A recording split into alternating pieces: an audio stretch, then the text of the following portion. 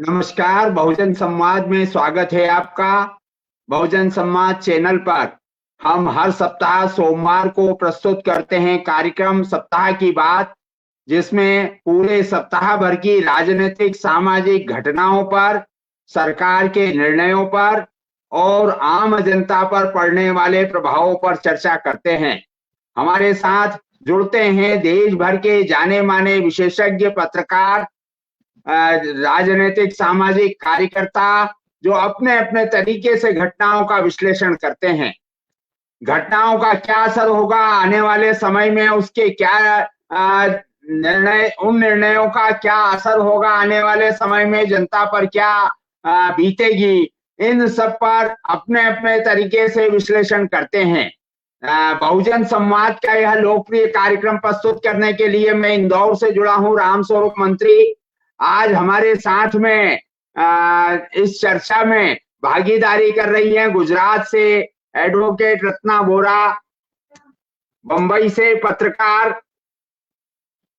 Doctor Salim Khan, Rajasthan से जुड़ेंगे कैलाश मीणा, महाराष्ट्र से जुड़ेंगे प्रशांत सोनवने, छत्तीसगढ़ से जुड़ेंगे तेजराम विद्रोही और बहुजन संवाद के होस्ट रहे आनंद प्रकाश तिवारी बनारस से जुड़ेंगे, वाराणसी से। दोस्तों, राजनीतिक ठंड के मौसम में राजनीतिक गर्मी बढ़ी है। बिहार में तख्ता पलट हुआ है, तख्ता पलट नहीं कह सकते हैं, लेकिन मुख्यमंत्री ने पाला बदला है और 9वीं बार वो मुख्यमंत्री फिर से बन गए हैं। कभी किस गठबंधन में जाते हैं, कभी किस गठबंधन में जाते हैं, इसे लेकर तीखी प्रतिक्रियाएं देश भर में हुई है। नीतीश कुमार की बात कर रहा हूं मैं। नीतीश कुमार 9वीं बार मुख्यमंत्री बने हैं, बिहार के मुख्यमंत्री के रूप में शपथ ली है, सुबह इस्तीफा दिया है और शाम को नए गठबंधन के साथ में शपथ ली है। जिस नीतीश कुमार ने एनडीए से हटने के बाद कहा था कि मैं जीवन भर कभी भाजपा के साथ नहीं जाऊंगा, भाजपा के से जोड़ नहीं बिठाऊंगा, वही नीतीश कुमार अपनी सत्ता की कुर्सी हिलते हुए देखकर पहले पार्टी का अध्यक्ष पद हासिल करते हैं, आज रातों रात हटाते हैं ललन राम को जेडीयू के अध्यक्ष पद से और बाद में सरकार ही बदल देते हैं। जिस गठबंधन को लेकर, जिस साथ को लेकर उन्होंने बिहार की राजनीति में तब्दीली करने की बात की थी, जाति जनगणना की बात की थी, उसी जाति जनगणना का विरोध करने वाली भाजपा के साथ आज गठबंधन करके नीतीश कुमार 9वीं बार बिहार के मुख्यमंत्री हो गए हैं। तरह तरह की नेताओं ने प्रतिक्रियाएं दी है और पहली बार जो सुशासन बाबू माने जाते थे देश में, नीतीश कुमार, उनका चेहरा बेनकाब हुआ है। इसी के साथ में चुनाव आयोग ने 15 राज्यों की 56 राज्यसभा सीटों के लिए चुनाव का ऐलान किया है। 27 फरवरी को मतदान होगा और मथुरा कृष्ण जन्मभूमि ईदगाह के विवाद पर सुप्रीम कोर्ट ने अपना फैसला सुनाया है। सुप्रीम कोर्ट ने उस रोक को जारी रखा है कि ईदगाह जो जुड़ी हुई है कृष्ण जन्मभूमि से, उससे उसका सर्वे नहीं होगा। यह सुप्रीम कोर्ट के आज के फैसले हैं। इसी के साथ में महाराष्ट्र में जो मराठा आरक्षण को लेकर आंदोलन चल रहा था, वह आंदोलन खत्म हो गया है, लेकिन उस आंदोलन को लेकर तरह तरह की प्रतिक्रियाएं आ रही है। इस पर भी हम चर्चा करेंगे। सबसे पहले बंबई से जुड़े हैं हमारे साथ में पत्रकार डॉक्टर सलीम खान।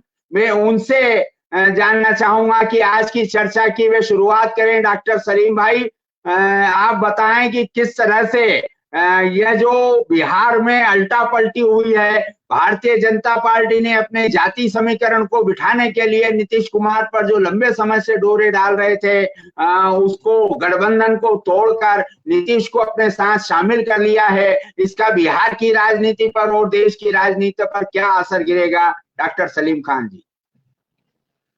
शुक्रिया मंत्री जी। असल में हम लोग पूरे सप्ताह की घटनाओं पर बातचीत करते हैं और बिहार की घटना असल में इस सप्ताह की आखिरी घटना थी। तो मैं संक्षिप्त में सबसे पहली घटना की सबसे पहले बात करूंगा। वो सबसे पहली घटना थी जो सोमवार को हुई प्राण प्रतिष्ठा, और उसके बाद हमारे गोदी मीडिया ने एक ऐसा माहौल खड़ा कर दिया कि बीजेपी 400 सीट की गारंटी हासिल कर चुकी है, अब राम मंदिर के बाद उसको कोई 400 सीट हासिल करने से नहीं रोक सकता। तो ये जो गुब्बारा बनाया गया, वो गुब्बारा दरअसल 3 दिन बाद फूट गया। लखनऊ के अंदर इसराइल में मुलाजिमत के लिए, मजदूरी के लिए जाने वालों की लंबी लाइन लग गई, और लोगों ने देखा कि अयोध्या में राम तो है, लेकिन ये कि देश में काम नहीं है। युवा अपनी जान को जोखिम में डाल के एक ऐसे देश में जाने के लिए तैयार हो गया है जहां से लाखों लोग भाग रहे हैं। इसराइल के 10 लाख लोग अपना देश छोड़ के भाग चुके हैं, और हमारे लोग बेचारे मजबूर होके जो है वहां जा रहे हैं। तो इससे यह पता चलता है कि अगर आप सिर्फ राम नाम जपो और लोगों को काम ना दो, युवाओं को काम ना दो, तो वो जो है वो राम नाम जपना जो है वो आपके काम नहीं आएगा, और इस तरह से आप चुनाव नहीं जीत सकेंगे। दूसरी बड़ी घटना ये हुई कि अचानक कर्पूरी ठाकुर का विरोध करने वाले भाजपा को कर्पूरी ठाकुर की याद आ गई। तो ये इस बात का प्रमाण है कि भाजपा की समझ में ये बात आ गई है कि सिर्फ राम मंदिर के नाम पर हम चुनाव नहीं जीत सकते, इसके लिए हमको जो है वो कर्पूरी ठाकुर और उनके अनुयायी और उनकी विचारधारा को अपने साथ लेना पड़ेगा। तो ये बात इस तरह से आप ये कह सकते हैं कि भाजपा ने ये बात खुद मान ली कि हम ये राम मंदिर का मुद्दा हमारे लिए काफी नहीं है। तीसरी बात, कर्पूरी ठाकुर की बात को आगे बढ़ा के इन्होंने जो है वो नीतीश कुमार को अपने साथ कर लिया। देखिए, नीतीश कुमार के चले जाने से क्या होगा, इस पर थोड़ी 2-4 बातें मैं आप लोगों के सामने रखना चाहता हूँ। पिछली मर्तबा बिहार में जो चुनाव हुए थे, तो उसमें 40 में से 39 सीटें बीजेपी के जो 2 घटक जो थे एनडीए के, ये 3 घटक थे, उन तीनों ने जीत लिए थे। मतलब ये कि भारतीय जनता पार्टी ने और जनता दल यू ने और उसके बाद एलजेपी ने। तो इस तरह से एक सीट ऐसी थी मात्र जो कांग्रेस ने जीती थी। तो अब इसलिए कि वो तीनों साथ में थे, तो अब नीतीश कुमार के जाने के बाद बीजेपी बिहार में 41 सीट नहीं जीत सकती, क्योंकि टोटल सीट 40 है। तो उसको अगर ज्यादा से ज्यादा फायदा हो सकता है तो 1 सीट का फायदा हो सकता है, हालांकि वो होने वाला नहीं है, लेकिन फिर भी मैं देख रहा हूँ। और इसलिए मैं कह रहा हूँ होने वाला नहीं है, इसलिए कि आज राहुल गांधी बिहार में आए हैं और जिस तरह से जन प्रतिसाद उनको मिला, जिस तरह से नौजवानों ने उनके न्याय यात्रा में शिरकत की, शामिल हुए, उससे पता चलता है कि लोग जो है वो नीतीश कुमार या बीजेपी के शोर शराबे से जो है वो प्रभावित होने वाले नहीं। तो ये तो एक बात है। लेकिन दूसरी बात ये है कि नीतीश कुमार के एनडीए में आने, इंडिया में आने की वजह से जो नुकसान हो सकता था बीजेपी का, यानी आप ये समझें कि पिछली मर्तबा आरजेडी इतनी बड़ी पार्टी है, वो अपना खाता इसलिए नहीं खोल पाई क्योंकि नीतीश कुमार और जो भारतीय जनता पार्टी और एलजेपी साथ में थे। अगर वही नीतीश कुमार आरजेडी के साथ हो और कांग्रेस उनके साथ हो, तो बीजेपी का वही हशर होगा जो पिछली बार आरजेडी का हुआ था, यानी उसको भी अपना खाता खोलना मुश्किल हो जाएगा। तो 17 सीट तो उसकी अपनी जेब से चली जाएगी, और बाकी जो उसके पार्टनर जीते हैं उनका भी नुकसान होगा। तो उस नुकसान से बचने के लिए बीजेपी ने वो किया जिसका मंत्री साहब अभी जिक्र कर रहे थे कि अमित शाह ने पिछले साल मार्च में ये कहा था कि मैं सारे लोगों को आश्वस्त करना चाहता हूं, सारे बिहार के लोगों को, और नाम लेके कहा था कि नीतीश कुमार के और लल्लन सिंह के लिए बीजेपी के दरवाजे हमेशा के लिए बंद हो गए। अभी थोड़े दिन पहले सुशील मोदी ने भी कहा था कि जो है वो नीतीश कुमार में जो क्षमता है वोट लेने की, वो क्षमता खत्म हो गई है। तो सवाल ये है कि जिस लीडर में वोट लेने की क्षमता ही नहीं है, उसके दरवाजे पे आप क्यों गए? आप राम के नाम पे और मोदी के काम पे क्यों नहीं वोट मांग रहे? इसलिए कि इनको मालूम है कि ना तो मोदी ने कोई ऐसा काम किया है जिसके लिए लोग उनको वोट दे सकते हैं, और न राम के नाम पे जो है वो कोई वोट देगा। तो दोस्तों, ये जो बात है, ये जो सच्चाई है, इस बात को तमाम लोगों तक पहुंचाने की जरूरत है कि खुद बीजेपी भी इस बात को मान रही है कि इस तरह के माहौल से इलेक्शन नहीं जीता जा सकता। एक आखिरी बात मैं और करना चाहता हूं, वो ये है कि लोग ये उम्मीद कर रहे थे और मीडिया भी ये कह रहा था कि इंडिया गठबंधन जो है वो खत्म होने जा रहा है। नीतीश कुमार चले गए, कल को ममता चली जाएंगी, अखिलेश चले जाएंगे, केजरीवाल चले जाएंगे और ये सब कुछ बिखर जाएगा। लेकिन ऐसा नहीं हुआ। आप देखिए कि जिस वक्त नीतीश कुमार जा रहे थे, उसी वक्त उत्तर प्रदेश में कांग्रेस और समाजवादी पार्टी का गठबंधन हो गया। उससे पहले आईएनएलडी और समाजवादी पार्टी का गठबंधन हो चुका है। इसका मतलब ये है कि यूपी में जहां पर के बीजेपी को सबसे ज्यादा सीटें मिलती हैं, वहां पर इंडिया सशक्त हुआ है और उसकी वजह से बीजेपी को अगले चुनाव में बहुत बड़ी चुनौती मिलेगी। दूसरी बात, ममता बनर्जी के बारे में लोग कह रहे थे कि अब नीतीश कुमार के पीछे पीछे ममता जाएंगी, लेकिन ममता बनर्जी ने ये कहा कि नीतीश कुमार तो चुनाव के बाद भी जा सकते थे, इसलिए चुनाव से पहले उनका चला जाना अच्छा है। लेकिन मैं उससे आगे बढ़ के एक बात कहना चाहता हूं कि जो आदमी जो है वो अमित शाह के डर से, ईडी के डर से अगर वो इंडिया से निकल के एनडीए में जा सकता है, तो कल को जब इंडिया गठबंधन को काफी सीटें मिल जाएंगी तो वो एनडीए से निकल के इंडिया भी आ सकता है। इस बात की पूरी संभावना है। इसके अलावा अखिलेश ने भी ये बात कही कि ये बहुत बड़ी जो है वो गद्दारी है जो नीतीश कुमार ने की है, और केजरीवाल की भी जो है इसी तरह का बयान आया। तो इससे ये पता चलता है कि जो इंडिया गठबंधन है वो इतना कमजोर नहीं है कि एक लीडर गया तो सब लोग उसके पीछे पीछे चले जाएं, बल्कि वो इतना ताकतवर है कि एक आध लीडर के जाने से जो है उसमें कोई फर्क नहीं पड़ेगा। बल्कि इस बात की भी संभावना है कि बहुत सारे लोग जो नीतीश कुमार के साथ हैं वो भी चुनाव आते आते ये देखेंगे कि इस पार्टी के साथ हमारा कोई फ्यूचर नहीं है, तो अपने फ्यूचर को, अपने सियासी जो है वो मुस्तकबिल को बचा के वो इंडिया गठबंधन की तरफ आए। तो ये इस हफ्ते की चंद घटनाएं थी जिनको कि हम जो है वो नजरअंदाज नहीं कर सकते, और इसका दूरगामी परिणाम जो है वो प्रभाव पड़ने वाला है। यही बात कह के मैं अपनी बात खत्म करता हूं। बहुत बहुत शुक्रिया। शुक्रिया सलीम भाई।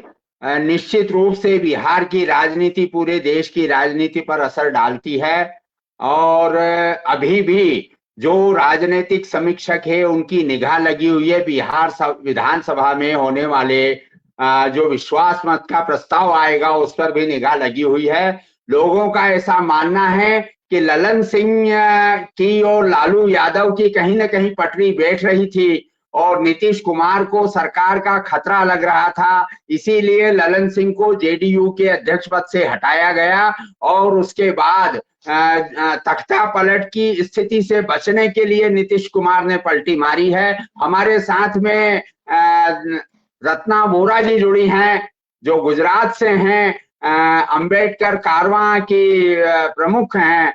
हम उनसे जानना चाहेंगे कि क्या इस घटना का राजनीतिक रूप से क्या प्रभाव पड़ेगा।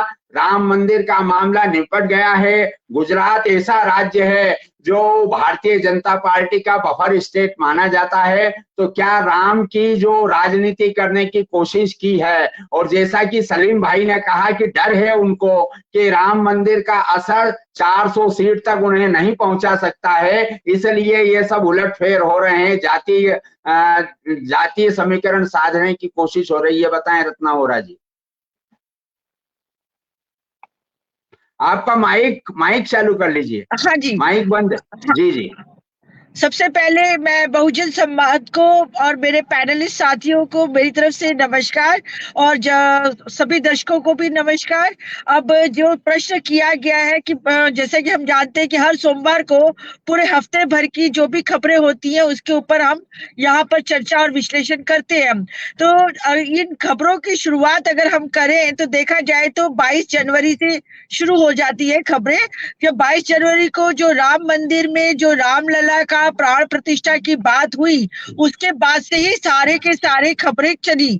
अब पूरे देश में एक तरह का माहौल बनाया गया है कि भी अब राम मंदिर बन गया है तो सब दिए जलाए, नई दिवाली बनाए और त्योहार की तरह इसको मतलब सेलिब्रेट करें, परंतु ऐसा कुछ हुआ नहीं।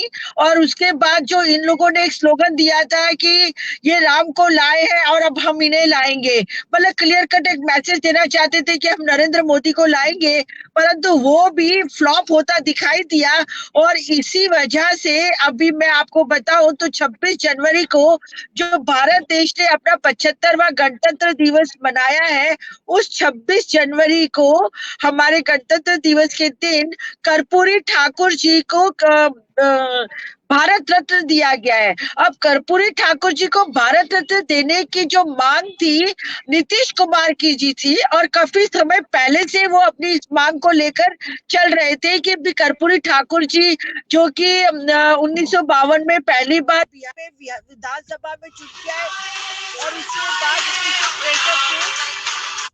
1963 से उन्होंने मतलब वो पहली बार उधर के मुख्यमंत्री बने थे। उन्होंने हमेशा से पिछड़ा, अति पिछड़ा, गरीब, आदिवासी, दलित समाज को सामने रख के बहुत सारे ऐसे काम किए थे जो उनके कार्यकाल में आज भी उन कामों को दोहराया जाता है, और कह सकते हैं कि एक समाजवाद की नींव रखी गई थी। वो जो लालू यादव जी थे, या लालू यादव जी हैं और मुलायम यादव जी थे, उन्होंने जो समाजवाद की नींव रखी थी वो कर्पूरी ठाकुर जी के जो विचार थे उन्हीं को ही आगे बढ़ाने की, उन्होंने आज के दौर में भी वो काम किया।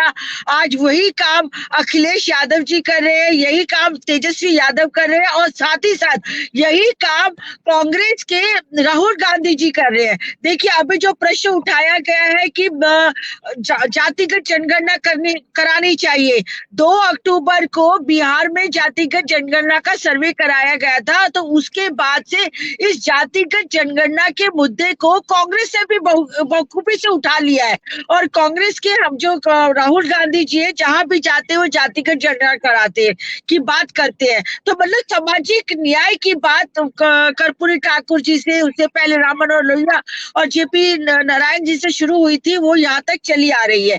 अब ये सारा सिचुएशन देखते हुए नरेंद्र मोदी जी और उनके क्या कह सकते हैं कि भी चाणक्य लोग बोलते हैं, उन दोनों को लगा कि राम मंदिर का इशू खत्म होने के बाद अब उनकी राजनीति फिर डावाडोल हो गई। इसीलिए उन्होंने अभी देखिए आपने किस तरीके से बिहार की राजनीति को उलट पुलट कर दिया, और बिहार में नीतीश कुमार जी 9वीं बार बने हैं, अपने सीएम बने हैं। तो वो जो सीएम बने हैं अभी जिस तरीके से उलट पुलट हुआ है उससे नीतीश कुमार जी की बिल्कुल छवि जो थी एकदम से ही खत्म हो गई है, खराब हो गई है। जो उनको कहा जाता था कि भाई स्वच्छ बाबू थे, परंतु अब उनकी छवि के ऊपर ऐसे दाग लग चुके हैं कि वो दाग कभी धुलने वाले नहीं है।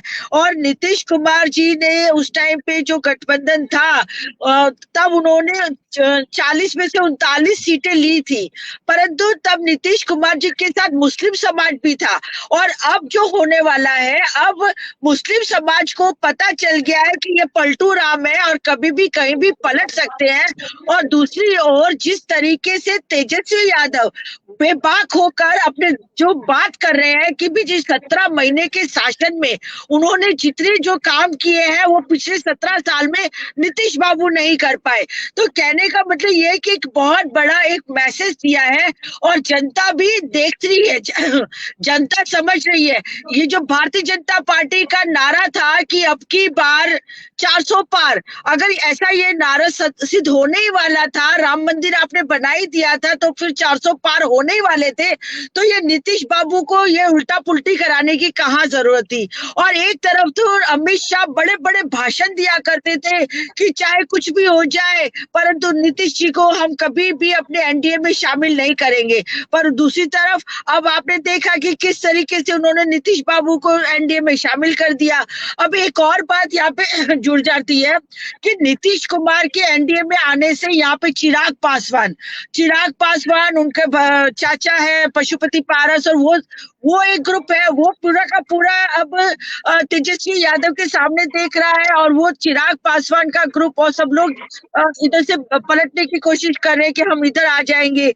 तो कहने का मेरा मतलब ये है कि ये जो राजनीति का जो एक स्टेबल राजनीति होनी चाहिए, ऐसा वो अब दिखाई नहीं दे रहा है बिहार में।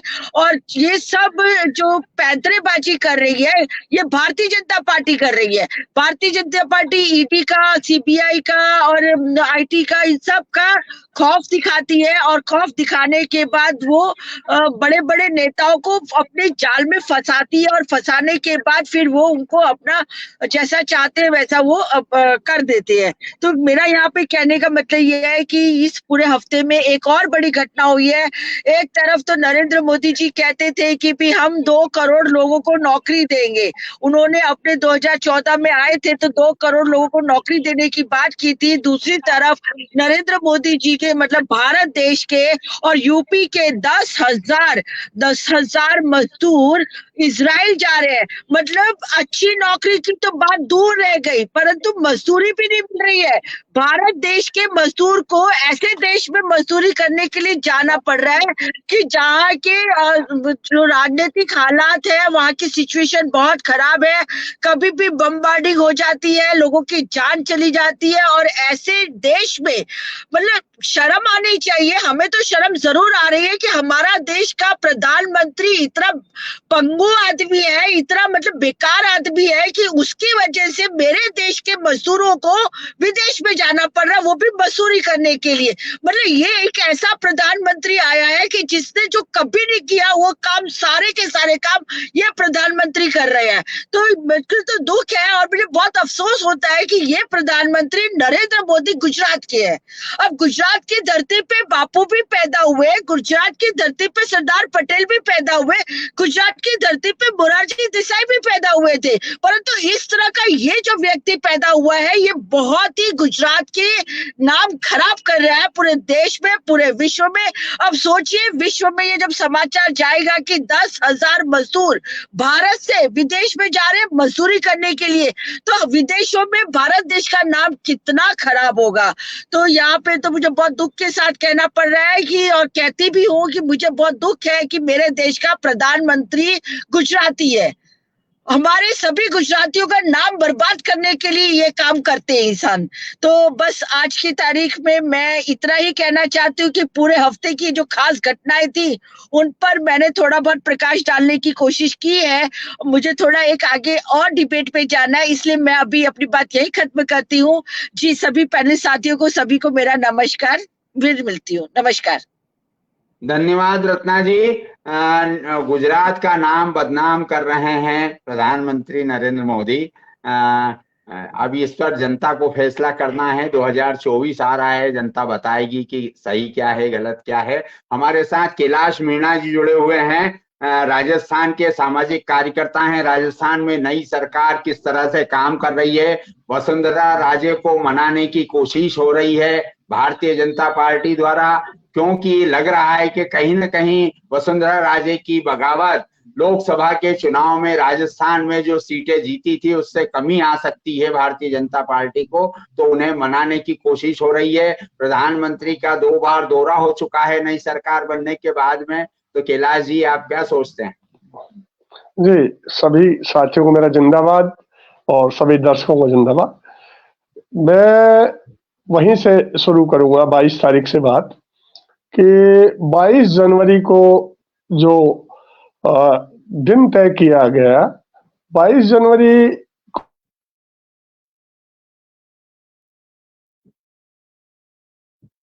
नेटवर्क, कैलाश जी नेटवर्क नहीं आ रहा है, आपका आवाज नहीं आ रही है। को 22 जनवरी को ये तय किया। 22 जनवरी को पूरा मीडिया जो सब कुछ लगा, उसके बावजूद जो हासिल नहीं हुआ, इसलिए ये बौखलाहट दर्शाती है कि जो बिहार का घटनाक्रम है उस बौखलाहट में लिया गया फैसला है। क्योंकि बिहार में जो कुछ हुआ वो 22 जनवरी में ये लोग देख रहे थे, और 26 जनवरी को देश का गणतंत्र दिवस जिस जोश खरोश से हर वर्ष मनाया जाता था, इस वर्ष मीडिया में और तिरंगों की जगह भगवा को पाटने की कोशिश की थी। इसका युवाओं पे, नौजवानों पे बहुत असर हुआ, और इसकी प्रतिक्रियाएं जो आ रही थी, उन प्रतिक्रियाओं को देखते हुए इन्होंने ये जल्दबाजी में उल्टा सीधा काम किया। अभी राजस्थान में सरकार है, और राजस्थान में मुख्यमंत्री 2 बार आ चुके हैं, प्रधानमंत्री 2 बार आ चुके हैं। उनका कहीं कोई भी असर पूरे सरकारी अमले को लगा के वो जो जुटाने का, और मुख्यमंत्री ने, राजस्थान की सरकार ने अपने अहम उसमें लिया है कि राजस्थान की जो माइनिंग है, इलीगल माइनिंग है, उसके खिलाफ एक बड़ा अभियान राजस्थान में चलाया हुआ है।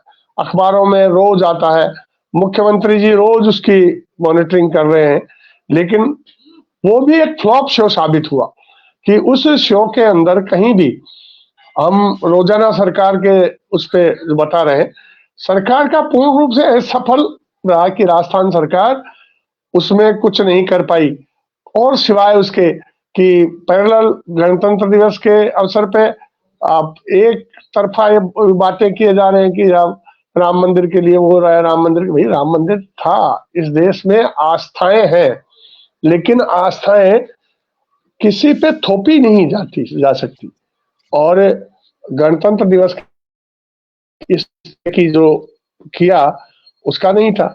और पूरे घटनाक्रम में इतने बड़े फैसले जो करने थे इस राम मंदिर की आड़ में उन्होंने करने की कोशिश की, लेकिन इसका असर अब देखने को ये मिल रहा है। जैसे मैं राहुल गांधी की बात करूं, वो न्याय यात्रा पे निकले हैं, जो हिम्मत उन्होंने की।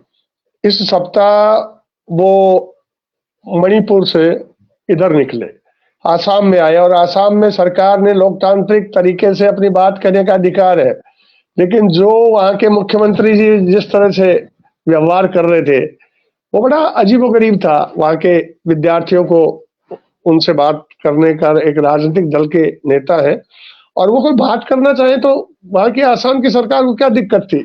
उन्होंने, और उनके तमाम विरोध के बावजूद नौजवान सड़क पे उतरे, और जगह जगह आसाम में जो रेस्पॉन्स मिला, अभी बंगाल में जो रेस्पॉन्स मिला, और बिहार में आज जो रेस्पॉन्स मिल रहा है, वो ये दर्शाता है बातचीत में, क्योंकि हम युवाओं से बातचीत, क्योंकि मैं तो ग्रामीण पृष्ठभूमि का, गाँव में रहने वाला आदमी हूँ, और जगह जगह जो इस घटनाक्रम का उनको जो मिलना चाहिए था वो रेस्पॉन्स नहीं मिलने से की बौखलाहट में ये तरह तरह के उल्टे सीधे फैसले कर रहे हैं। अभी विश्वविद्यालय अनुदान आयोग की तरफ से आया कि जो दलित आदिवासी पिछड़ों के लिए जो आरक्षित जगह है उनको सामान्य श्रेणी से भरा जाएगा, जबकि अभी तक विश्वविद्यालय अनुदान आयोग की जो वेबसाइट है या तमाम तरह के सरकारी, लोकसभा में जो बयान दिया है, वो आधे के लगभग, आधे से कुछ खाली पड़े हैं। जब उनके पद ही खाली पड़े हैं और उनकी आप इस स्थिति में इसकी तीखी प्रतिक्रिया हुई, जो पूरे देश में प्रतिक्रिया हुई, और शिक्षा मंत्रालय को इसकी सफाई देनी पड़ी कि भाई ये सब हो रहा है।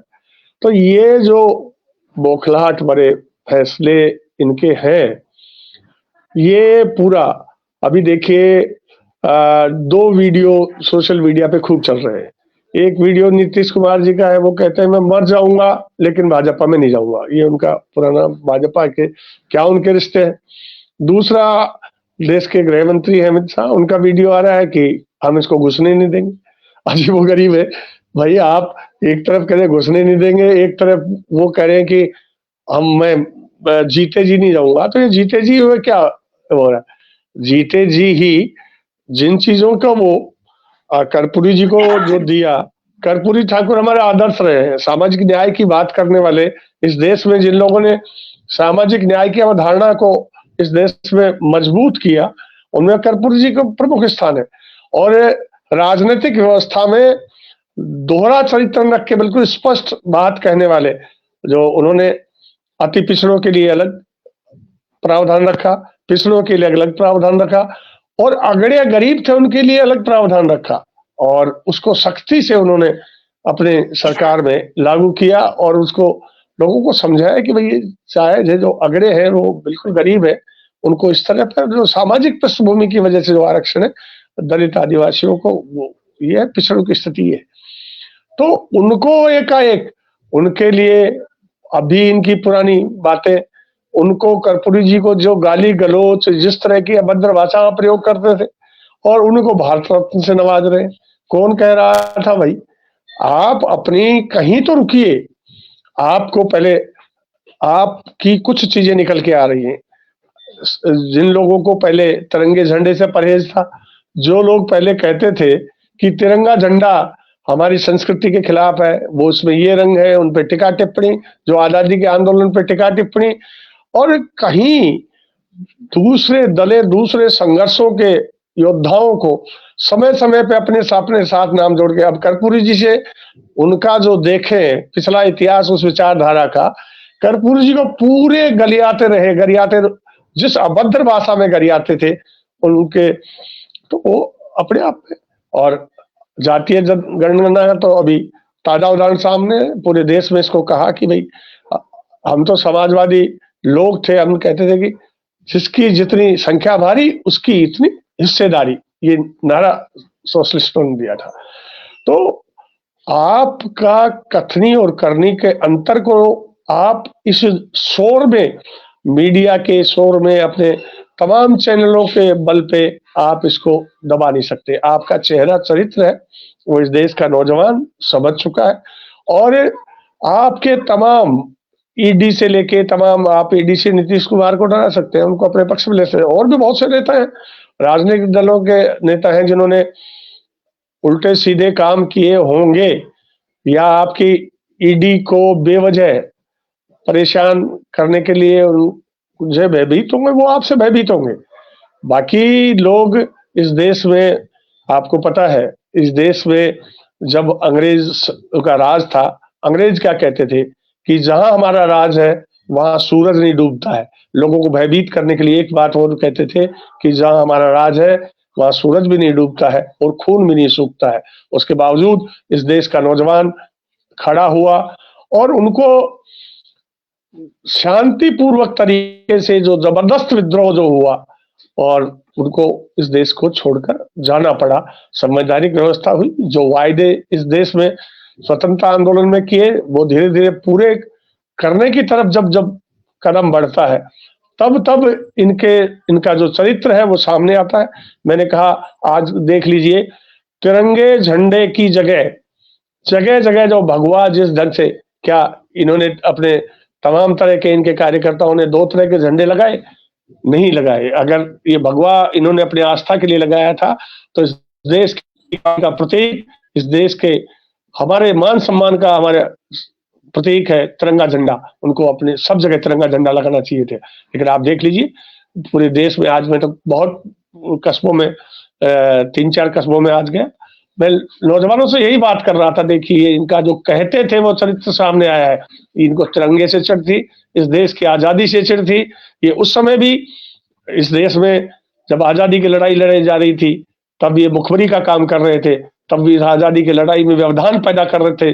जब लोग कह रहे थे करो या मरो, तब ये करो या मरो की बात नहीं करते, ये उनकी पैरवी कह रहे थे कि जो ताना बाना है इस देश में, सामाजिक व्यवस्था है, उसमें कुछ लोगों को सम्मानपूर्वक जीने के अधिकार है, बाकी लोग उनकी सेवा करेंगे, ये करेंगे, और मान सम्मान की लोगों की गारंटी नहीं।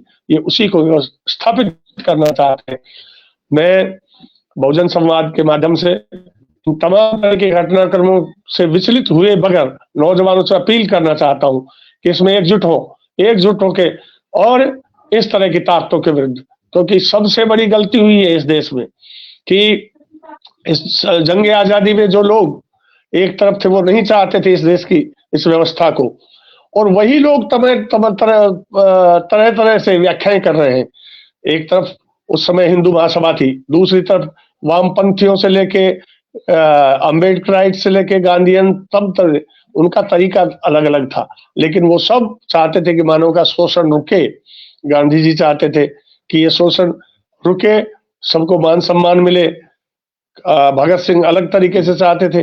अम्बेडकर साहब के पास 5000 साल की वो दर्द था, वो उनका तरीका, लेकिन सबका था एक ही लक्ष्य था कि इनसे मुक्ति पाई जाए। और हम सब, लेकिन उस समय एक विचारधारा ये थी, वो कहती थी नहीं, यही व्यवस्था ठीक है कि कुछ लोगों को सम्मान पूर्वक जीने का अधिकार है, बाकी लोगों को अधिकार नहीं। तेज राम जी विद्रोही जुड़े हुए हैं हमारे साथ में रायपुर से, उनका नेटवर्क बार बार जा रहा है, अगर समय बचेगा तो फिर हम आपसे चर्चा करेंगे। तेज राम जी विद्रोही किसान नेता हैं। किसान संयुक्त किसान मोर्चे ने 16 फिर से अभियान चलाया है। 16 फरवरी को गांव बंद का ऐलान किया है। मजदूर संगठन भी साथ में है। अभी ट्रैक्टर रैलियों का कार्यक्रम हो चुका है। 26 जनवरी को पूरे देश भर में किसान फिर से सड़कों पर आ रहे हैं। तेजराम जी इस पर भी प्रकाश डालें, साथ ही 16 तारीख की क्या तैयारियां हैं किसान संगठनों की, उस पर भी विचार व्यक्त करें तेजराम विद्रोही जी। जी मंत्री जी, कभी हाँ बोलिए।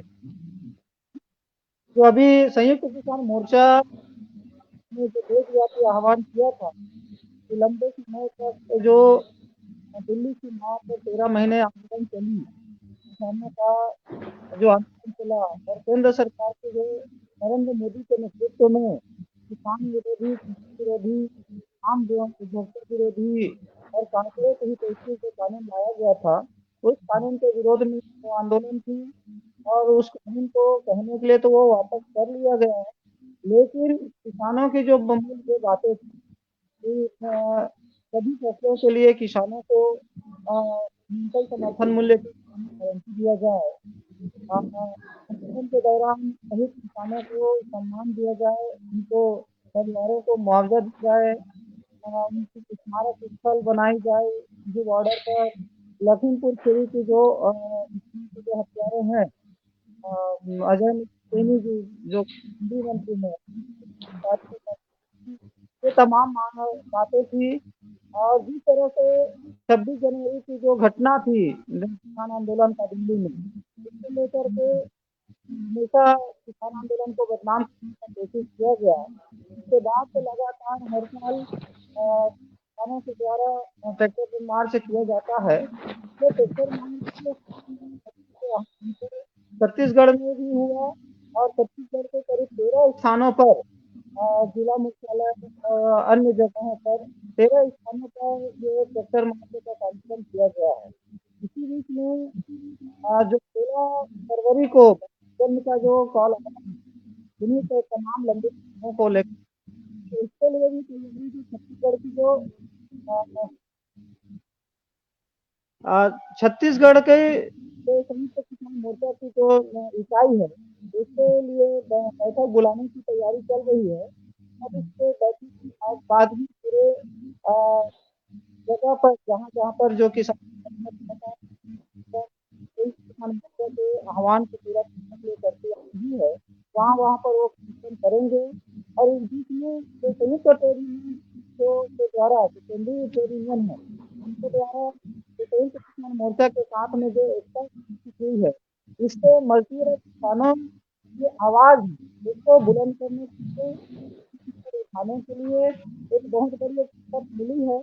और इस ताकत के आधार पर छत्तीसगढ़ में भी जो ट्रेड यूनियन है, इनको भी संयुक्त मोर्चा लाने का प्रयास किया जा रहा है। पिछले बार भी बैठक हुई, फिर जो भारतीय स्तर के हड़ताल वगैरह जो कॉल किया गया था, उस पर भी किसान संगठनों ने ये इस तैयारी चल रही है। साथ में आपकी आवाज सही नहीं आ रही है, माइक पास में कर लीजिए, आवाज हेलो सही नहीं आ रही। हाँ, आवाज हेलो आपकी सही नहीं आ रही, कट कट के आ रही। जी बोलिए। हाँ तो संयुक्त किसान मोर्चा के कार्यों को लेने के साथ साथ में जो छत्तीसगढ़ की जो बातें हैं, छत्तीसगढ़ में जो किसानों की जो बातें हैं उनको भी लेकर के अभियान चलाई जा रही है। अभी न्यूनतम समर्थन मूल्य में धान खरीदी का जो समय सीमा है वो 31 जनवरी है और अभी 31 जनवरी तक किसानों को टोकन काटने के बावजूद हर एक खरीदी केंद्रों में लगभग 10,000 से 15,000 बोरी जो किसानों को जो बेचना है वो अभी बाकी है। तो इसके लिए अभी समय सीमा बढ़ाई नहीं गई है। तो ये समय सीमा नहीं बढ़ाया जाता है तो कम से 12 से 15% जो किसाने हैं वो अपनी उपज को बेचने के लिए वंचित हो जाएगा। तो इस तरह से जो छत्तीसगढ़ में भारतीय जनता पार्टी ने जो किसानों से जो वायदा किया था किसानों का उसका उपज को खरीदने का, 31 क्विंटल प्रति क्विंटल खरीदने का, तो वो खरीदी भी नहीं हो पाएगी। साथ ही साथ में इन्होंने जो 3,100 रुपये प्रति क्विंटल किसानों को धान को न्यूनतम समर्थन मूल्य देने का भी जो बात कहा और वो 25 जनवरी से देने की बात वो लोग कह रहे थे, लेकिन वो चीजें भी अभी तक किसानों के साथ नहीं आई हैं, जिससे किसानों में खासी नाराजगी है। और ये 31 तारीख के बाद अगर किसान अपनी फसल बेचने के लिए सहमत नहीं हुए, 31 तारीख के जो डेट है उसको आगे नहीं बढ़ाना, तो किसान सड़क पर उतरने लग जाएंगे। आज का भी घटना है जहाँ खरीदी केंद्रों में कुछ जगहों पे जो दबाव बना, वहाँ जो लिमिट खरीदी का जो लिमिट था 2,500 क्विंटल 3,000 क्विंटल की खरीदी की जो लिमिट थी, लिमिट को जब बढ़ा दिया गया तो समितियों में खरीदी केंद्रों में अव्यवस्था हो गई है, वहाँ जगह नहीं है, वहाँ पर ना काटा का काम पूरा हो पा रहा है, ना हमारे का काम पूरा हो जा रहा है, ना लोडिंग का काम पूरा हो रहा है। तो इस तरह से अव्यवस्थाएं छत्तीसगढ़ में किसानों को अपनी उपज बेचने के लिए हो रही है, जिसको लेकर आगामी दिनों में सड़क की लड़ाई के दिशा में आगे बढ़ सकते हैं। कि थोड़े ही दिन पहले था कि एक खरीदी केंद्र में कई किसान वहाँ पर इकट्ठा हो रहे हैं अपनी उपज को बेचने की संख्या है, तो इसको लेकर के बैठकों के दौर से जी। धन्यवाद तेजराम जी। किसान मोर्चे ने जो आह्वान किया है, एमएसपी की बात है, अन्य जो वादे मोदी सरकार ने किए थे उन वादों को निभाने के लिए, चाहे वह केंद्रीय गृह राज्य मंत्री टेनी का हो या एमएसपी की गारंटी देना हो या जो शहीद हुए हैं किसान उनको उनके परिवारों को मुआवजा देना हो, ये तमाम मुद्दे थे जिन पर फिर से याद दिलाने के लिए सरकार पर दबाव बनाने के लिए आंदोलन शुरू हुआ है। और 16 फरवरी को ग्रामीण बंद का नारा दिया है संयुक्त किसान मोर्चे ने, जिसका समर्थन देश की 10 जो राष्ट्रीय ट्रेड यूनियन है वो समर्थन कर रही है। हमारे साथ भागवत परिहार जी भी जुड़े हुए हैं, इस पूरे कार्यक्रम का पूरा मैनिपुलेट करते हैं, कार्यक्रम को बनाते हैं, कार्यक्रम को व्यवस्थित तरीके से प्रस्तुत करते हैं। भागवत परिहार जी की टिप्पणी ले लें, उसके बाद में हम आनंद प्रकाश तिवारी जी के पास चलेंगे जो बनारस से हमारे साथ जुड़े हैं। भागवत परिहार जी।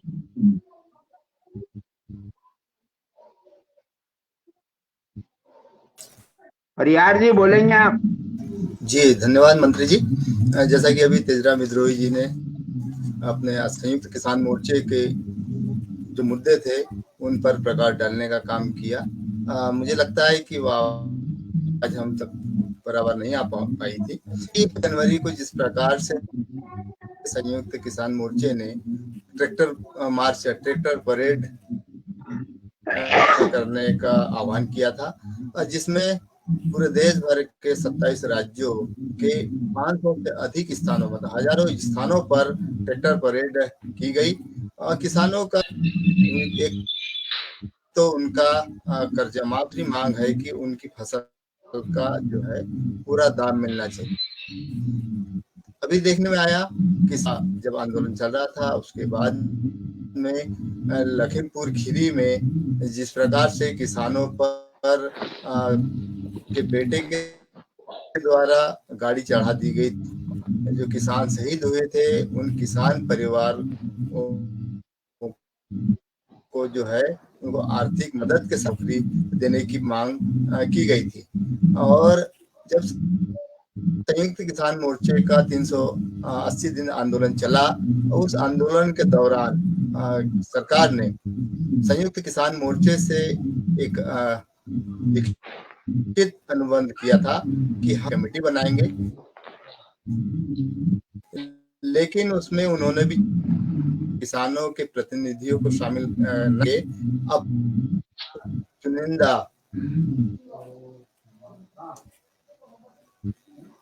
संगठन के लोग थे, उनको उसमें शामिल करने का काम किया और केंद्र सरकार ने किसानों के साथ वही इसके विरोध में ही ये ट्रैक्टर पर अभी इतना ही नहीं, आज केंद्रीय ट्रेड यूनियन ग्रामीण का आह्वान जो किया है उसका भी आपको जो है पूरे देश में असर देखने को मिलेगा। अभी हमने देखा महाराष्ट्र की राजनीति में, महाराष्ट्र की राजनीतिक घटनाक्रम में भी किस प्रकार से वहां पर जो मराठा आरक्षण की बात है उनको भी सरकार को वहां पर झुकना पड़ा। मराठा के आगे जिस तरीके से उन्होंने आंदोलन किया था, तटस्थता के साथ वो डटे रहे और उन्होंने अपनी जो मांगे, अधिकांश मांगे यानी कि 99% मांगे उन्होंने सरकार से मनवाने का काम किया है। ये आंदोलन की एक ताकत होती है। संयुक्त किसान मोर्चा पूरे देश के किसान संगठनों के साथ मिलकर के सरकार को एमएसपी की कर्जा माफी और साथ ही लखीमपुर खीरी मामले को लेकर भी एकजुट रहेगी और पूरी में आंदोलन करने का काम करेगी। साथ ही हमारे तमाम पैनलिस्टों ने अलग अलग विषयों पर चर्चा की है। मैं उसमें और आगे तो नहीं जाना चाहता, लेकिन मैं अधिकांश जानकारी जो आपको देना चाहता हूं कि वो संयुक्त किसान मोर्चे से जुड़ी ही जानकारी है। इसके बाद में जो है तिवारी जी भी अपनी बात रखें, समय रहेगा तो मैं और एक दो खबरें आपके सामने रखूंगा। धन्यवाद भागवत जी। तिवारी जी के पास चलते हैं। बनारस से है तिवारी जी और रोजाना बहुजन संवाद पर परिचर्चा का संचालन करते हैं, लोगों से सवाल जवाब करते हैं, देश की स्थिति को बताने का काम करते हैं। तिवारी जी समाजवादी चिंतक हैं। मैं उनसे आग्रह करूंगा कि पिछले सप्ताह की घटनाओं पर वो क्या सोचते हैं, देश की राजनीति किस तरह करवट ले रही है और किस तरह से लोग पलटियां खा रहे हैं, इसका क्या असर होगा। राम मंदिर का मुद्दा उत्तर प्रदेश में जिस तरह से भुनाने की कोशिश भारतीय जनता पार्टी ने की है, आप प्रधानमंत्री के निर्वाचन क्षेत्र में उसका क्या असर हुआ है और देश में क्या असर हुआ है, इसकी चर्चा बताएं तिवारी जी। जी सर, बहुत बहुत धन्यवाद। ये पिछले सप्ताह को अगर हम देखें तो हम कह सकते हैं कि पिछला सप्ताह नीतीश कुमार के नाम कहा जा सकता है। भारतीय जनता पार्टी और मोदी जी ने पूरे देश के पैमाने पर जो उनकी असफलता थी, उन्होंने तो उनका ब्रह्मास्त्र था वो उन्होंने फेंका था राम मंदिर में प्राण प्रतिष्ठा का। लेकिन वह प्राण प्रतिष्ठा का अभियान उनका इनके धर्माचार्यों ने ही फुस कर दिया, उसमें पलीता लग गया। और ये खास करके शंकराचार्य लोग जिस तरीके से निकल करके सामने आए और अपने चारों शंकराचार्य, और बात सच थी, वो धर्म की बात जनता के मन में उतर गई, क्योंकि धार्मिक जनता, धार्मिक हिंदू जो है वो रीति रिवाज कैसे पालन किया जाता है वो सबको जानता है। और धर्माचार्यों की बात सबके गले में उतर गई कि ये तो लोग केवल और केवल ढोंग कर रहे हैं और एक इवेंट कर रहे हैं, इनका धार्मिक अनुष्ठान से कोई मतलब नहीं है, दूर दूर तक मतलब नहीं है। न वहां मंदिर है, न वहां मूर्ति है, न वहां जजमान है और न वहां पुरोहित है, तो केवल और केवल, और ये पूरा का पूरा अभियान इनका एक संगठन विशेष का अभियान बन के रह गया। और इनकी तो मतलब ये था कि उसके पहले उसका अक्षत बांटेंगे, न्योता बांटेंगे 22 तारीख तक, और उसके बाद फिर 3-4 महीने तक लगातार उसका प्रसाद वितरण करेंगे और जगह जगह से ट्रेनों से लगा करके लोगों को अपना ढोते रहेंगे और बताएंगे कि देश में कितना बड़ा भूचाल आ गया है और सारे लोग आस्था का समुद्र उमड़ गया है। लेकिन नीतीश कुमार ने उनके इस गुब्बारे में, जिसको पहले ही ध्वस्त कर चुके थे हवा फूलने से पहले ही, अपने धर्माचार्य लोग, अपने शंकराचार्य लोग, अपने रामानंदाचार्य लोग, वैष्णव लोग, सब लोग जिसमें हवा भरने नहीं दिए थे, जो बची खुची हवा थी उसको नीतीश कुमार ने ध्वस्त कर दिया, खत्म कर दिया। और मीडिया में जो इनकी गोदी मीडिया थी, गोदी मीडिया को भी इसमें आना पड़ा और केवल नीतीश कुमार उसके बाद छा गया। और नीतीश कुमार की स्थिति ये हुई कि उसका समापन कल एक तरीके से हम कहेंगे कि उन्होंने जिस तरीके से राजा रामचंद्र जी सरयू में अपने आप को समाहित कर दिए और जल समाधि ले लिए, वही माना जाएगा कि नीतीश कुमार ने भी एक तरीके से जल समाधि ले लिया। उनका शायद बुद्धि विवेक काम नहीं कर रहा था, क्योंकि वो जहां गए हैं वहां तो उनको मिलना नहीं है। वहां पर तो जो पहले जो सारे लोग थे और आज की तारीख में भी अब जैसे एलजीपी है, वो तो खुल के आज की तारीख में भी कह रहा है कि हम तो उनका विरोध करेंगे। अपने मांझी जी हैं, वो आज की तारीख में खुल कह रहे हैं कि उनका विरोध करेंगे। तो जहां गए हैं, और भारतीय जनता पार्टी तो उनके पीछे एकदम से पड़ी हुई है, हंसिया लेकर के उनका जो कतरने के लिए, अपना आगे पीछे सब उनका कतरने के लिए लगी हुई है। तो वहां वो क्यों गए, क्या गए, यह आज की तारीख में भी राजनीति विश्लेषकों के समझ में नहीं आ रहा है। हाँ, ये कहा जा सकता है कि राजा रामचंद्र जी की तरह इन्होंने भी एक तरीके से राजनीतिक समाधि ले ली है। अब क्या हश्र होगा, अब वो तो बाद में देखा जाएगा। लेकिन एक तो चीज ये हुआ है, यह जो बिहार की घटना हुई है, नीतीश कुमार की जो घटना हुई है, इससे इंडिया गठबंधन मजबूत हुआ है। मैं तो ये कहूंगा, उसको प्रचारित किया जाता है कि बहुत ये हुआ, जो उसका शिल्पी था वही चला गया। तो शिल्पी तो आते जाते रहते हैं, शिल्पी फिर बनेगा, फिर नया होगा। और वो इंडिया गठबंधन जो वो बनाने की कोशिश कर रहे थे, इसका मतलब है कि उसका शिल्पकार ही उसमें सफल नहीं था। उसको शिल्प बुनने में उसके कोई कमी थी, इसलिए पहले भाग गया और वो राजनीतिक और अपरिपक्वता ही उनकी कही जाएगी, जिसके चलते वो पलायित हो गए। अब स्थिति ये हुआ है कि वहां क्यों गए हैं, तो उनके पीछे उनको सपना दिखाया गया है कि आपके जनता दल को राष्ट्रीय पार्टी बना देंगे, आपको अरुणाचल में भी सीट देंगे, आपको झारखंड में भी सीट देंगे, आपको उत्तर प्रदेश में भी सीट देंगे। और यहां तो आए थे प्रधानमंत्री बनने के लिए। तो अभी नीतीश कुमार जी जो है, ये पहले आदमी ऐसे हैं जो 9 बार मुख्यमंत्री बने, मुख्यमंत्री से 8 बार उन्होंने मुख्यमंत्री से इस्तीफा दिया और 9 बार शपथ ग्रहण किए। माने मुख्यमंत्री से इस्तीफा दे करके मुख्यमंत्री बनने के लिए कि अपना शपथ लेते हैं। तो यह भी एक तरीके का बेमेल, ये एक अनूठा उदाहरण उन्होंने प्रस्तुत किया है। और उसके बाद सबसे बड़ी चीज यह है कि इस बीच हम जो अपना जिक्र करेंगे कि पिछले हफ्ता 3 यात्राओं का जिक्र बहुत जरूरी है। एक तो राहुल गांधी लेकर के जो न्याय यात्रा आ रहे हैं वहां से, तो पूर्वोत्तर भारत में तो उन्होंने पूरा हलचल मचा दिया। उसके बाद बंगाल में अपना प्रवेश किए और उसके बाद बिहार में प्रवेश किए। तो पिछले हफ्ता का जो उनका परफॉर्मेंस है न्याय यात्रा का, वो बहुत ही बेहतरीन परफॉर्मेंस है और जनता के बीच उनकी लोकप्रियता, जन जागरण अभियान जो है वो बड़ी तेजी से फैल रहा है। लेकिन उसके साथ दिक्कत यह है कि कांग्रेस के जो कार्यकर्ता हैं, जो कांग्रेस के नेता लोग हैं, वो कुछ ज्यादा ही उत्साहित हो जा रहे हैं उनकी यात्रा से। तो एक तो ये है कि उनको अपना धैर्य और संयम अपना बरकरार रख के चलना पड़ेगा।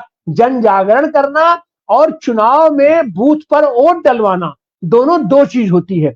लेकिन एक चीज है कि नीतीश के उधर जाने से एक चीज ये हुआ है कि आज की तारीख में भी जो कम्युनिस्ट पार्टियां, जो कांग्रेस अपना बिहार में ज्यादा से ज्यादा सीट लेकर के लड़ना चाह रही थी, तो हम कांग्रेस के बारे में तो बहुत नहीं कह सकते, लेकिन हाँ, अगर कम्युनिस्ट पार्टियों को उत्साहित कर दिया जाए तो बिहार एक ऐसी उर्वरा जमीन है जहां से कम्युनिस्ट पार्टियां कम से कम कम्युनिस्ट पार्टियां 8 सीट वहां निकाल सकती, जो हम उसको देख रहे हैं। 4 सीट 5 सीट कम से कम सीपीआई निकाल सकती है, वही माले 3-4 सीट माले निकाल सकती है और सीपीएम भी अगर जोर लगावे तो एक आध सीट वो भी निकाल सकती है। लेकिन इसका असर बिहार में जैसे ही कम्युनिस्ट पार्टियों का दबदबा बढ़ेगा तो देश के पैमाने पर जो उत्साह का वातावरण बन सकता है। हम तो बार बार कहते हैं कि देश में विकल्प के लिए राष्ट्रीय स्तर पर दो ही है, वैचारिक स्तर पर कम्युनिस्ट पार्टियां हैं और जन आधार के स्तर पर, जन संगठन के स्तर पर कांग्रेस है। और ये दोनों ही अगर मिल करके रहे तो बहुत ही बेहतरीन परिणाम आ सकता है देश में, और वो चीजें हम देख रहे हैं। और उसके बाद दूसरी यात्रा रही है अपने किसानों की, जो ट्रैक्टर मार्च खास करके 26 तारीख को जो निकला है, हम लोगों ने खुद देखा, 3 घंटे हम लोगों ने देखा, 8 राज्यों के प्रतिनिधि हमारे साथ जुड़े थे और लाइव कास्ट हम लोगों ने किया। और जो उत्साह देखा गया किसानों के बीच में, ऐसा अभूतपूर्व उत्साह, वो जो अपने 13 महीने का वो जो आंदोलन था वह भी एक तरीके से उसकी याद ताजा हो गई। और तीसरी यात्रा का हम जिक्र करेंगे, एक इप्टा यात्रा निकाल रही है 2.5 आखर प्रेम का, उसका समापन ये लोग 30 तारीख को कल करने जा रहे हैं। और यह भी देश के पैमाने पर नफरत के बाजार में प्रेम की अपना दुकान खोल करके जो ये लोग चल रहे हैं, ये कहीं ना कहीं से राहुल गांधी ये राहुल गांधी की यात्रा तो राजनीतिक यात्रा है, लेकिन इनकी सांस्कृतिक यात्रा है। और सांस्कृतिक यात्रा, साहित्यिक यात्रा एक कहीं ना कहीं से दिल को छूती है। और इनका नाटकों के माध्यम से, कविता के माध्यम से, नुक्कड़ नाटक के माध्यम से, मंच कला के माध्यम से पूरे देश के पैमाने पर, और खास करके इस बीच इन लोगों ने 8 प्रांतों में। तिवारी जी, प्रशांत सोनवने जी जुड़ गए हैं महाराष्ट्र से, उनकी टिप्पणी हम ले लेते हैं, समय भी हो रहा है। प्रशांत सोनवने जी, तो इस तरीके से पिछला सप्ताह। धन्यवाद तिवारी जी। प्रशांत सोनवने जी, मराठा आंदोलन को लेकर महाराष्ट्र सरकार दो फाड़ हो गई है। नारायण राणे ने भी विरोध किया है महाराष्ट्र सरकार के अध्यादेश का, और सरकार में शामिल छगन भुजबल ने भी विरोध किया है कि यह पिछड़ों के अधिकार पर अतिक्रमण करने जैसा है। सरकार बढ़ गई है, एक तरफ फडणवीस और एकनाथ शिंदे हैं, तो दूसरी तरफ नारायण राणे और छगन भुजबल जैसे पिछड़े नेता हैं। तो आप क्या सोचते हैं, महाराष्ट्र की राजनीति में क्या सरकार पर कोई संकट आने वाला है? बिल्कुल, सरकार बिल्कुल संकट में ही है, और आने वाले में कल में हम नतीजे देखेंगे कि यदि फडणवीस ने जो बोला था वो उन्होंने लागू नहीं किया, और यदि आरक्षण मराठों को नहीं मिला तो टोटल मराठा जो है ये पूरा वोट जो है बीजेपी के खिलाफ जाने वाला है।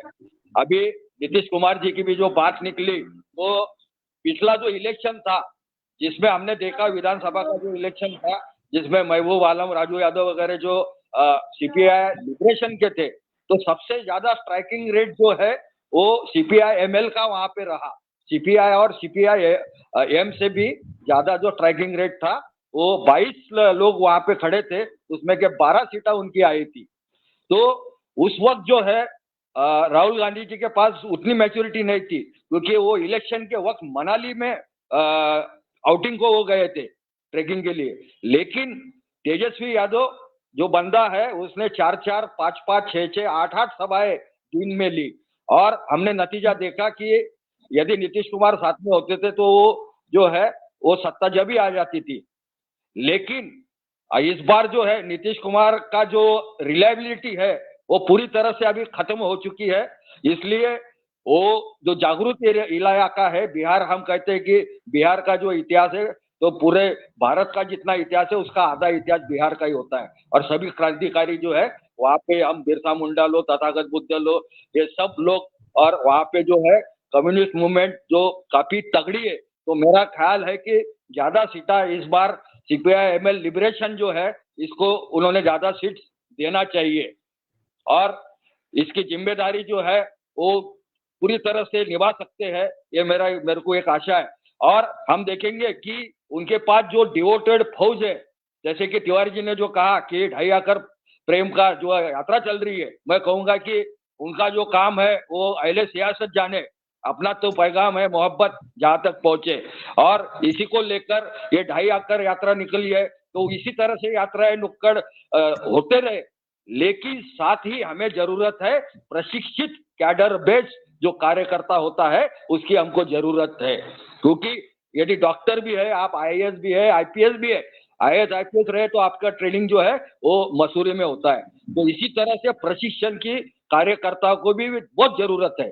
और हम देखेंगे कि ब्लैक पैंथर जिसको कि माल्कम एक्स ने बड़ी ताकत से चलाया था, तो माल्कम एक्स का भी यही कहना था कि मैच्योर्ड कार्यकर्ता जो होता है वो मैच्योर्ड कार्यकर्ता की मूवमेंट को जरूरत है। क्योंकि जो विचार जो है ये अंधेरी गुफा से भी विचार यदि निकलते हैं तो वो सशस्त्र जो सैन्य होता है उससे भी ज्यादा शक्तिमान ये क्रांतिकारी विचार होते हैं। इसलिए ये सरकार भी विचारवंतों से और विचारों से डरती है और इसीलिए पानसरे जी हो, दावड़कर हो, कलबुर्गी हो या फिर गौरी लंकेश हो, इनकी हत्याएं की जाती है। इसलिए हमको जो है कैडर बेस्ड जो मूवमेंट है ये चलाना पड़ेगा। और इसीलिए मैं कहूंगा कि जैसे बाबा साहेब अम्बेडकर जी ने कहा था कि मुझे सूट बूट पहने हुए भंते जी चाहिए जो कि प्रचार और प्रसार करेंगे संघ का। तो ऐसे ही एक हमारे साथी पीएच चंगोले सर जो कि रविदास सत्यशोधक मूवमेंट जो है पिछले 30-40 साल से वो चला रहे हैं और कैडर बेस कार्यकर्ता के लिए वो जो कैंप लेते हैं, तो वही 2 दिन का जो राष्ट्रीय लेवल का एक कैंप था संविधान प्रचार प्रसार और अपने हक अधिकार और लोकतंत्र बचाने के लिए, तो 2 दिन का आयोजन बुल्डाना में हुआ था, जिसमें कि भोपाल से लेके तो इंदौर और हैदराबाद और तेलंगाना से भी कुछ साथी इसमें शामिल हुए थे। और ये प्रोग्राम काफी अच्छा रहा, 2 दिन का प्रोग्राम रहा। तो पूरा प्राचीन अर्वाचीन उसी तरह से आधुनिक इतिहास और सभी पार्टियों का जो है और मूवमेंट के बारे में इसमें जानकारी दी गई। और इसमें जो फुल टाइमर है वो फुल टाइमर आगे बढ़ाने की जो कोशिश है वो जारी रहेंगी। क्योंकि हमको यदि कैडर बेस यदि हम नहीं होंगे तो फिर जो मंदिर है तो मंदिर तो अंधश्रद्धा और पाखंड बढ़ाने का ही एक स्थान है। और भारतवर्ष में हम देखेंगे कि स्कूल से ज्यादा मंदिर है। तो हमको यदि सही में महाशक्ति यदि बनना है तो हमारी जो सांस्कृतिक बहुविधता है, क्योंकि भारतवर्ष में सबसे ज्यादा भाषाएं है, सबसे ज्यादा विविध संस्कृतियां है, रंगे बिरंगी संस्कृतियां, और यही असल में हमसे सबसे बड़ी पावर है। क्योंकि हर भाषा में जो विजडम होता है, जो ज्ञान होता है, वो हमको जो है यदि सभी भाषाओं को यदि धन्यवाद प्रशांत जी, समय हो गया हमारा। बिल्कुल बचाने के लिए हमको रास्ते पे उतरना होगा। जिंदा रहना है तो हालात से डरना कैसा, और जंग लाजिम हो तो लश्कर नहीं देखे जाते। जी धन्यवाद प्रशांत जी। बहुजन संवाद में आप सबने भागीदारी की, आप सबका आभार। प्रशांत सोनवने जी महाराष्ट्र से, रत्ना जी गुजरात से, सलीम भाई बंबई से, कैलाश मीणा जी राजस्थान से, तेजराम विद्रोही जी छत्तीसगढ़ से, आनंद प्रकाश जी तिवारी उत्तर प्रदेश से और भागवत परिहार जी मध्य प्रदेश से, इन सब ने अपने अपने तरीके से विश्लेषण किया सप्ताह की घटनाओं का। अगले सप्ताह फिर मिलेंगे हम। सभी का पुनः आभार, आपने समय दिया बहुजन संवाद को। सुनते रहिए बहुजन संवाद, देखते रहिए बहुजन संवाद। धन्यवाद।